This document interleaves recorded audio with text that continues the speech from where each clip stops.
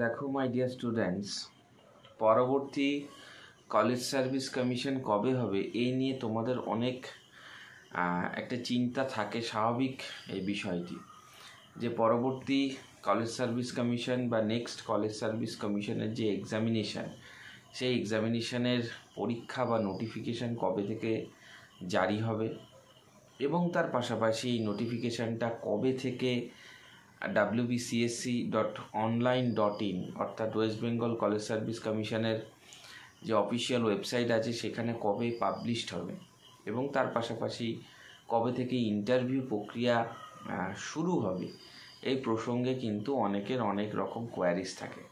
প্রথম কথা বলবো, এই বছর কলেজ সার্ভিস কমিশন রিক্রুটমেন্টের একটি সম্ভাবনা রয়েছে।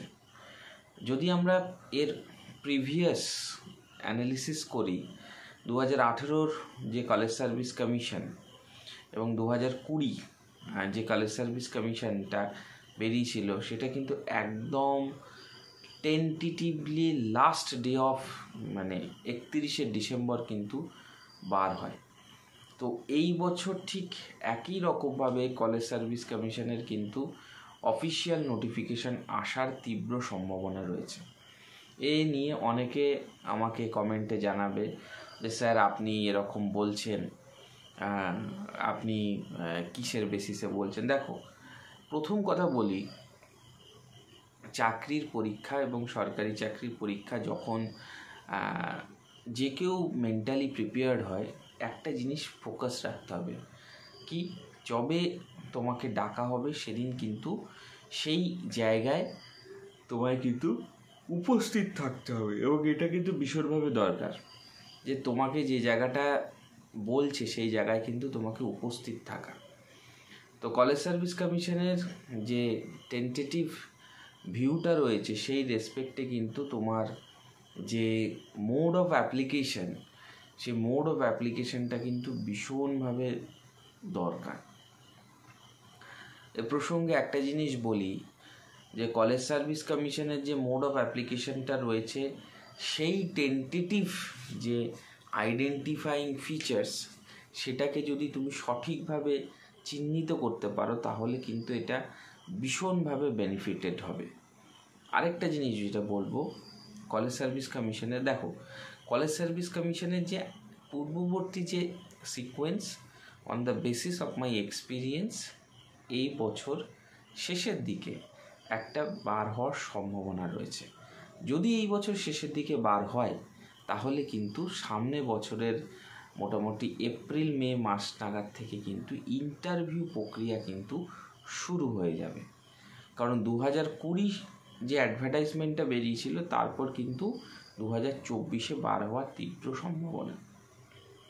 এবার কলেজ সার্ভিস কমিশনের যে সিস্টেম, সেই সিস্টেম অনুযায়ী তুমি 1 মাস মতো ফর্ম ফিল আপের অফিসিয়াল নোটিফিকেশান দিয়ে যারা জানিয়ে দেয় যে কবে থেকে ফর্ম ফিল আপ স্টার্ট হবে এবং সেই অফিসিয়াল নোটিফিকেশানের উপর বেস করেই কিন্তু নেক্সট কলেজ সার্ভিস কমিশন ঠিক কবে নাগাদ হবে সেই প্রসঙ্গে তারা ইন ডিটেলসে বলে দেবে এবং application online form fill up কিন্তু চালু হয়ে যাবে।